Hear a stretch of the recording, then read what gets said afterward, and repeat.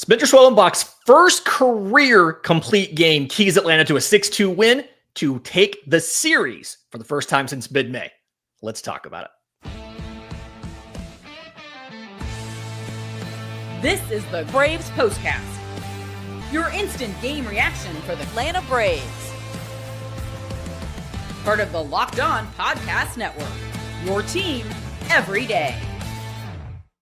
Yes, welcome on into the Braves Postcast, part of Locked On Sports Atlanta, where we cover your Atlanta sports teams each and every day. I'm your host, Lindsay Crosby, author of the Braves Today newsletter over at bravestoday.com. You can follow me on social media at Crosby Baseball. He's Jake Mastroianni, host of Locked On Braves. Follow him on social media at Shorts.Ball. Make sure you subscribe to both Locked On Braves and Locked On Sports Atlanta, wherever you get your podcasts, so that you can get all of the great content from Jake and the rest of the Locked On Sports Atlanta crew. Jake, 6-2 victory for the Braves over the Milwaukee Brewers. There was an open question you and I had last night about would Atlanta see Monday's offense or Tuesday's offense? And we got Monday's offense, couple home runs here, but we have to start with Spencer Schwellenbach. He takes only 105 pitches for a complete game, first of his career, and pitch number 100 was a 99-mile-an-hour fastball. How impressive has Schwellenbach's growth been, not only this season, but especially the last few starts with the velocity bump we've seen? Yeah, the velocity bump is huge because even without that, I mean, I came into the year, I put pretty high expectations on him, saying he would finish, top 3, top 5 in the Cy Young, and definitely looked like that through his first couple of starts. Then he hit a bit of a speed bump, but over these last handful of starts now, you've seen the velocity tick up, and we know he has the pitch mix and the command to be a really good pitcher, even without the ability to throw 98, 99, even 100, like we've seen him do here lately. So you add that in with his command and all the pitches that he has, and it's honestly not fair. And so it's great to see that. And you saw the efficiency in this one too. I mean, he was rocking and rolling, especially through those first 6 innings. Maybe that 4th time through, they started to see him a little bit better and worked him a little bit more. It's the 4th time through. Yeah, but he was still able to get through it in just over 100 pitches. It looked like he was going to get a Maddox here, the way it was going early on, but he's been absolutely incredible. And again, he's looking like that big upside guy that I know a lot of others thought he could be. Yeah, and Milwaukee's runs, they get a leadoff home run in the second by Rhys Hoskins. And this is another situation where if you go back and you look at the home run, it's a really good pitch. He gives him a center cut sinker. It's called strike because Rhys Hoskins doesn't swing a lot at the first pitch. And then he throws a sinker down and in that Hoskins goes down to get and takes out.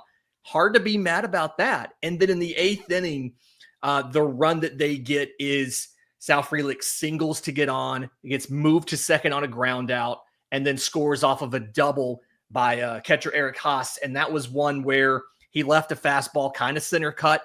He had started with a cutter. He put a four-seamer in the exact same place, and Haas gets it. Outside of that, it really didn't feel like they were even getting great swings off of Schwellenbach. I know he had, I think, 6 hard hit balls in this one, but it really didn't feel like they were seeing the ball that well and were getting great swings off of him.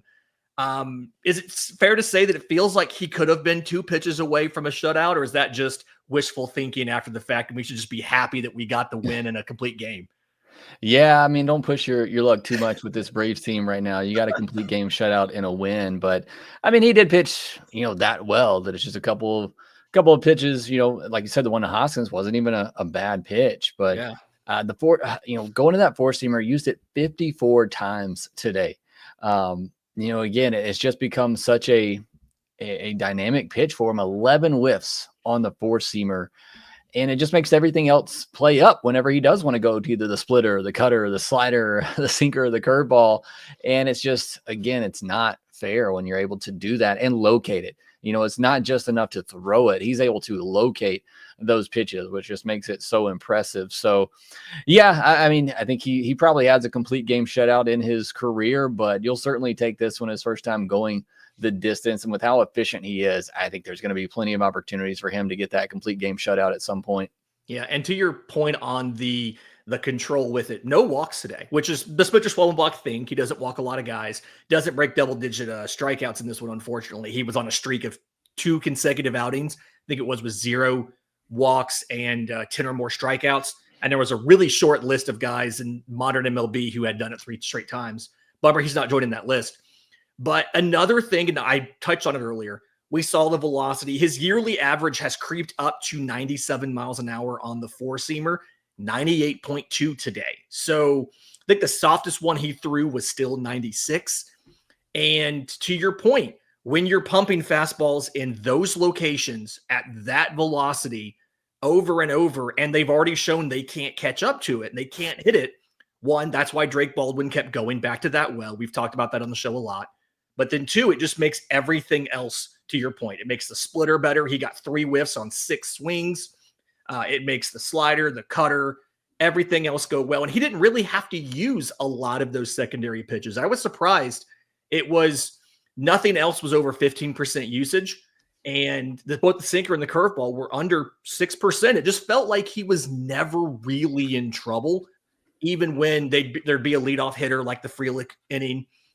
Never really struggled. And to your point, I think he is definitely going to be on that list of guys who will eventually throw a complete game shutout.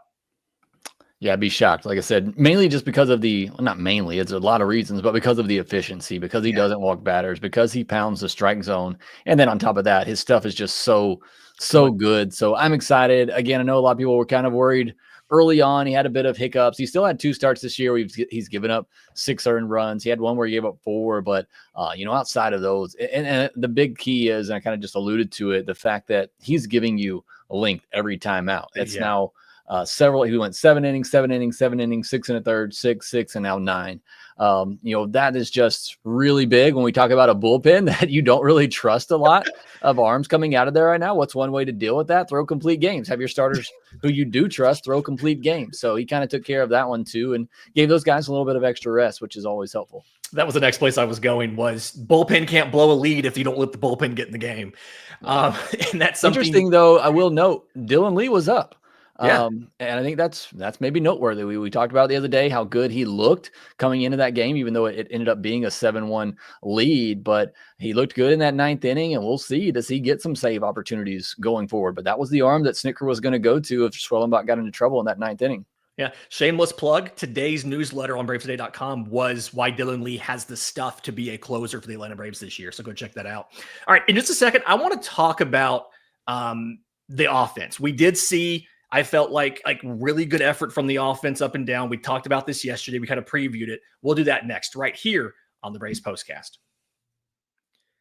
You ever check your bank account and wonder where did all my money go? Between dining out, online shopping, and entertainment, it's easy to lose track, and that's where Monarch Money comes in. It's your personal CFO, giving you full visibility and control over your finances. Because Monarch Money isn't just a budgeting app, it's a complete financial command center. You can track all your accounts, your investments, and spending in one place, so you stop just managing your money and start building wealth. There's no need to juggle multiple apps to track your shared and your personal accounts with your partner.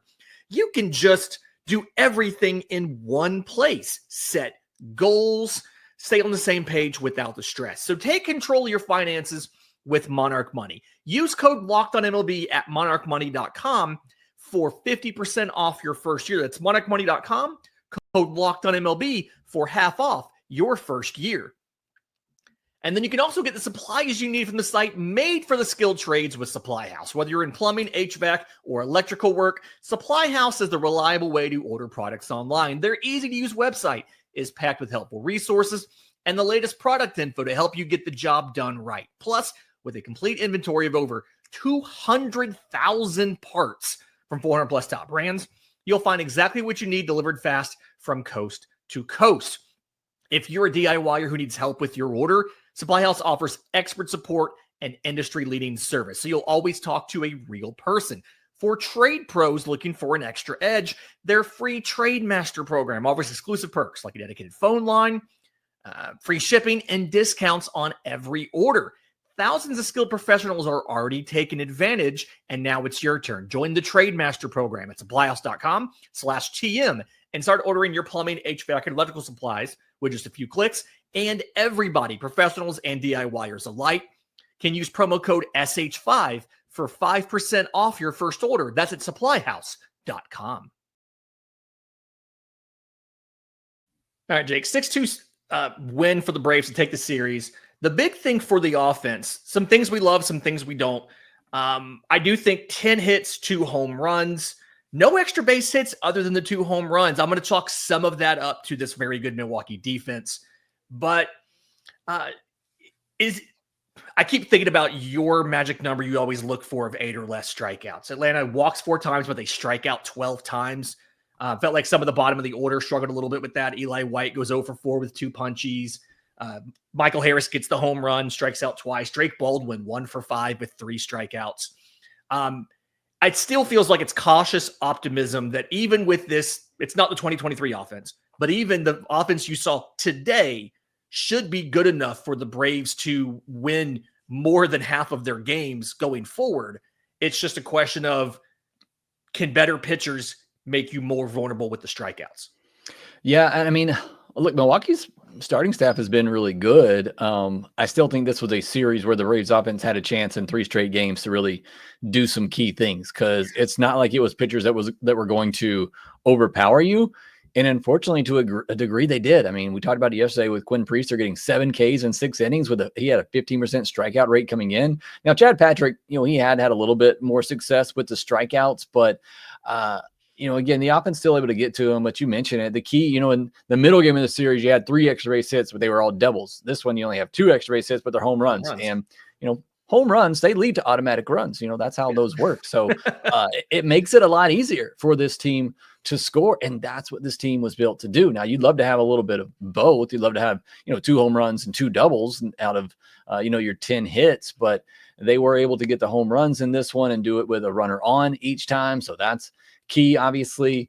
But I loved that second inning, because you did get the 2-run home run, but then you also got another add-on run with 2 outs in that one. You got the walk from Nick Allen, then you got the single from Acuna, and then you got the big 2-out RBI hit there from Drake Baldwin. So certainly love seeing that in addition to the home runs. I talk about it all the time. It's got to be a little bit of both. The 12 strikeouts, though, way too much. 3 of them coming from Drake Baldwin, who Saul Mass mentioned this in the comment section yesterday. He has cooled off quite a bit here lately. But again, 12 strikeouts, way, way too much. You did get the 4 walks in this one, and obviously the 10 hits. That's generally going to lead to 4+ runs, and that's been the magic number for this Braves offense. If they can get to 4 or more runs with this pitching staff, you feel pretty good about their chances. But look, there's no denying it. Again, as much as I love to see this offense be more well-rounded, it comes down to, can they get those 2-run home runs? That's going to be the key to this team's success. And you feel like you have a lineup that's capable of giving you 1 or 2 of those a game up and down the lineup with the power that you have. It just hasn't been there for them as much this season as we thought it would be. Yeah, and a bunch of people in the comments have kind of said this, and I was getting there eventually, people, I promise. Having Nick Allen be able to get on twice in front of Ronald Acuna Jr. feels kind of key, because I think was it yesterday that we talked about this, where Ronald hitting with nobody, like leading off an inning and getting on and nobody able to get him in. The one time he had an inning where somebody was on in front of him, I think it was the Nick Allen double, he immediately drove him in. And so Allen getting on multiple times there feels like that's a big part of that.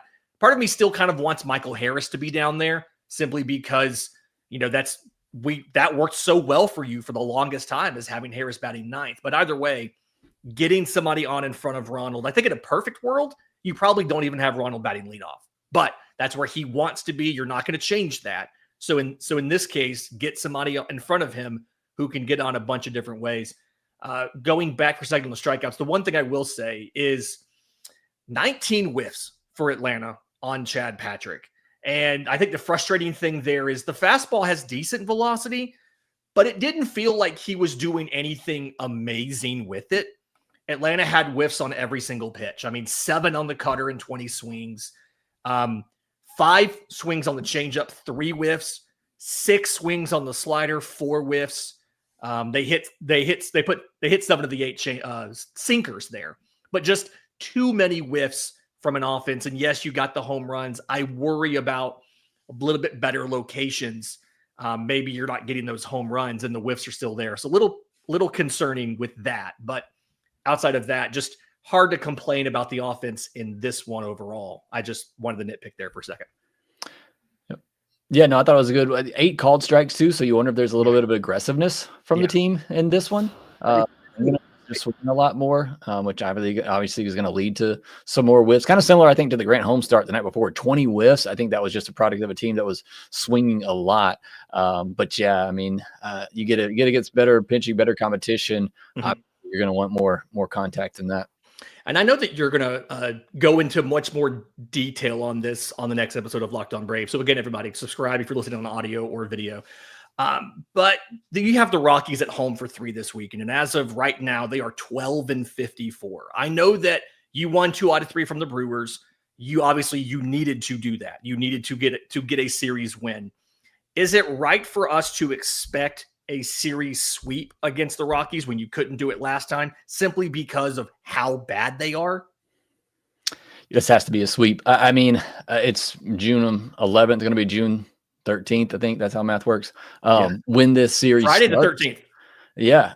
Well, that's not good. But it has to be a sweep. Look, I say it all the time. You have put yourself in such a huge hole. You cannot give away games like this. It felt like in that Rockies series, in that finale, after they looked so great in those first 2 games, they just fell asleep in that one. And then it led to just 2 weeks of frustration offensively after that. And so you can't have any let-ups really the rest of the way. I mean, that's how much of a hole you put yourself in. You cannot have any let-ups, and you cannot let games like this get away. So this one, and then the Marlins one coming up in a couple series too. I mean, you need at least a sweep in one of those and a series win in the other. You can't let these series get away, and you're going to have to sweep some teams if you are going to pull yourself out of this. Yeah, I mean, it needs to be a 5-1 set on those 2 series there. Shout out to Zach in the chat for pointing out it is Friday the 13th for both teams, but I do think Aaron has a good point too. Could this be an Orlando RC revenge series? I really hope it's not. I'm a believer in the revenge game. I really hope that's not what this is. Braves have announced their starters: Bryce Elder on Friday, Spencer Strider on Saturday, Chris Sale on Sunday. Small part of me thinks if you win the first 2 games of the series, maybe you find a way to bump Sale back to the opener of the Mets series.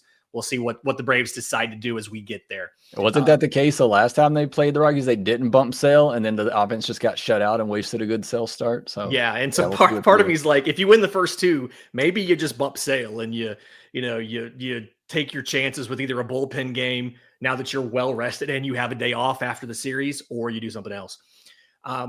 This has been the Braves Postcast for Wednesday, June 11th. Again, 6-2 victory for the Braves over the Brewers to take the series 2-1. First series win since you were in Boston in mid-May. Do us a favor. If you're listening on audio, leave a 5-star review, Apple, Spotify, YouTube Music. If you're watching on YouTube, subscribe to both Locked On Braves and Locked On Sports Atlanta. Hit the notification bell so you know when Jake goes live with his mailbags and his next episode, when we come back with you to talk about the next Atlanta Braves victory, hopefully the first in a series sweep by Atlanta over the Rockies on Friday. For Jake Mastroianni, I'm Lindsay Crosby. This has been the Braves Postcast.